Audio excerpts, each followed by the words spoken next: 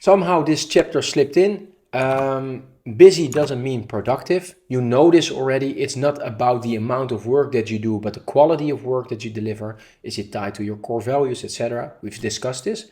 However, I did not delete it due to the fact of step 1. Understand input versus output.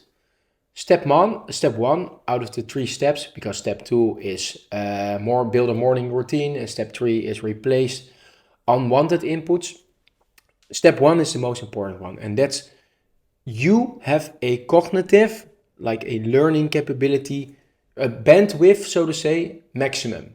So you can be depleted. Your mental resources, your energy, your time, all these things can be depleted. So understand the input versus output model.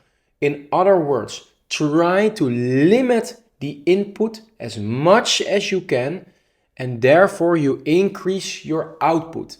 This is a balance. So less input. For me, that's less screaming kids, less screen time, less noise in my surrounding, less stimulants. So definitely no news, no social media, not opening your app, blah, blah, blah, just for the first few minutes of the day. We've all been there. No noise, no input, and then you accelerate your output. Just notice the difference, how much more you can produce if you limit your input on a day, and how more at peace you feel when you don't have all these stimulants in your mind.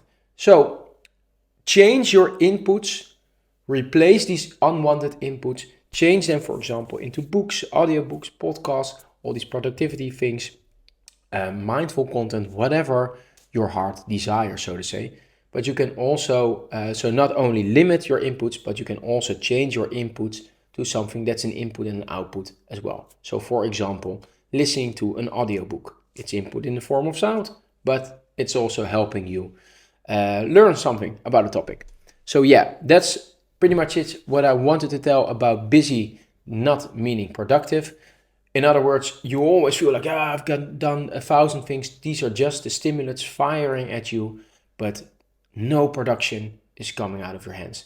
In other words, you're running the hamster wheel like crazy, but you're not moving one single inch.